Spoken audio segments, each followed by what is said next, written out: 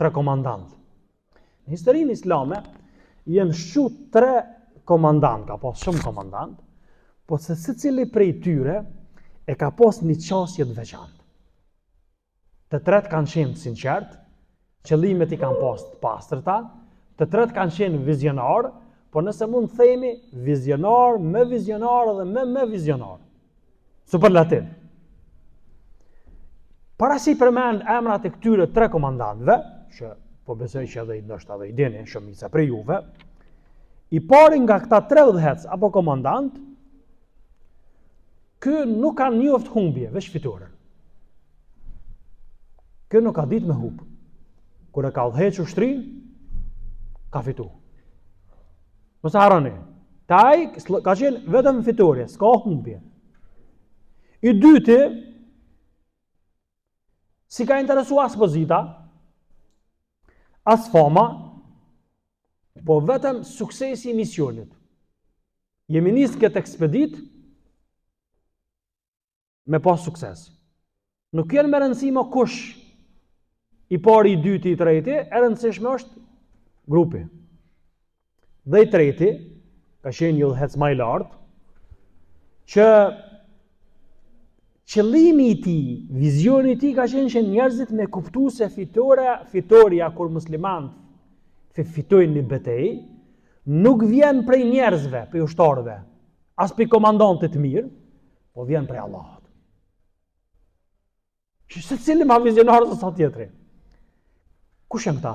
I pari që s'din humbje, Khalid ibn Walidi. Khalid ibn Walidi keni dëgjuar? Khalid ibn Walidi e ka një emër shumë interesant.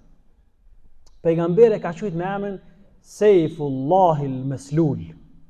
Shpata e Allahut që kur nuk hin këllefin e saj. Çdo herë i gatshëm me sakrifiku për hir të Zotit.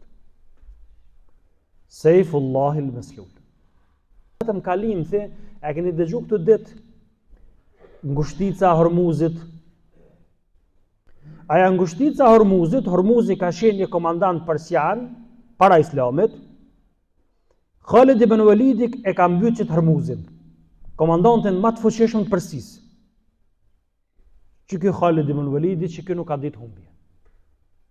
Aja ngushtica sot e ka emrin ngushtica e Hormuzit, a moralisht kështu me këshir Allah do të më pas ngushtica e Khalid ibn Walidit. Komandanti tjetër, Abu Ubejde ibn al-Jarrah. Komandant i jashtëzakonshëm prej sahabëve të ndershëm të Muhamedit a.s. Dhe i treti, Omer ibn al-Khattab, radiallahu anhum gjemian, Zotit qoftë i kënaqur me ta. Omeri, siç e tham, kishte frikë se fitoria, njerëzit do të mendojnë se pasi Khalid ibn Walidi, komandanti i ushtrisë, çdo betejë po fiton, dhe njerëzit tek musliman do të krijohet përshtypja se ky është i pazaventshëm. Edhe njerëzit do të thënë, mos me kon Khalidi nuk mundu me fitu.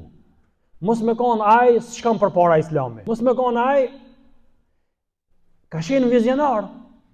Edhe në momentin kur Omer ibn al-Khattabi e ka marrë pushtetin si khalife, prej vendimeve të para që ka bon e ka shkarku Khalid ibn Walidin. Që të komandantit që s'ka hub kur, që si zakonisht komandanti që tregon sukses nuk shkarkohet, apo? Kështu logjikisht nuk shkarkohet. Po ky ka qenë vizionar shumë i madh. Nuk e ka bo për inati, që është i fort, ja humb ndikimin, se disa shpjegojnë kështu. Por Omer ibn Khattabi ka qenë vizionar shumë i madh që njerëzit mos më mendu që an-nasru ya'ti min an-nas aw min al-jaysh, se fitoria vjen prej njerëzve apo prej ushtrisë, po ka dashur me tregu njerëzve an-nasru min Allah. Ndihma vjen prej Allahut. Edhe ka shkarkuar edhe pa kurfar diskutimi. U shkarkua Khalid ibn Walidi, çush e mor lajmin, Khalid ibn Walidi tregohet historikisht 2 fishin kur ka marrë pjesë në betejë si ushtar i thjesht, tash jo si komandant e ka dhënë. Jo me thon tash unë ke shkarkuar dhe tash luftat i vet. Po e ka dhënë 2 fishin e mundit. Dhe Ubejd ibn al-Jarrah në fillim ka ngurru me marrë detyrën. Si komandant, sepse kush mundet me zaventsu Khalid ibn Walidin. Edhe është frigu për mos mundohen e varë përqamja. Mi po kërë ka kuptuar se cili është qëllimi i Omerit, atëherë e ka pranu, do më thonë, komandën, edhe është mundu që në asnjë mënyrë, në asnjë veprim ti mos më dhosh ai Khalid ibn Walidit që po jetë pas dore. Ani pse ai ka qenë komandant, tash komandanti është i ri. Kur Halidi pra e mësoi që vërtet ky është urdhni i Omerit, halifes muslimanëve, që i cili ka këtë drejt, atëre pranoi me modestinë më të madhe, i ka shërbyer ushtrisë deri, por Zoti ka dashur që Khalid ibn Walidi edhe kishte një pe arsye, edhe pse s'ka pas pjesë në trup që se ka rrok shpata, shigjeta, shtiza, por ka vdekur në shtrat. Kanë thënë dietar pse?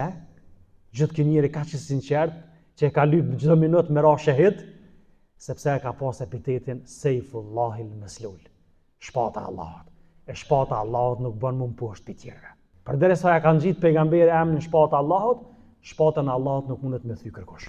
Kur e morr udhëheqjen Ebu Ubejd ibn al-Jarrah, Zoti qoftë i kënaqur me ta, muslimanët fituan. Pra, komandanti e fitoi betejën, Khalid ibn Walidi fitoi luftën me veten e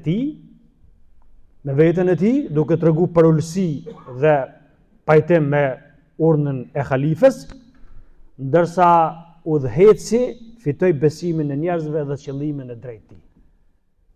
Pra, sot musliman po e përmbylli me këtë, ka nevojë për kësi komandantash. Një komandant sikur Khalid ibn Walidi, i lideri, musliman sot ka nevojë për një vizionar të madh, lider të madh, që ndoshta është i papërsëritshëm në historinë e njerëzimit. Edhe një autor anglez e ka një libër 100 njerëzit me mendikim në historitë botës, e ka radhit pej të parëve pas Muhammedit a.s. e ka radhit Omer ibn al-Khattabin, i papërsëritshëm. Bota islame ka nevojë për një komandant i cili edhe kur është komandant, edhe është ushtar, e jap maksimumin si Khalid ibn Walidi, dhe një komandant tjetër si Ebu Ubejd ibn al-Jarrah, që qëllimi i tij ishte fitoria, misioni me shku formën e duhur. Zoti na i fal gabimet, shimet, na i pranofti pa drejtë të adhurimet.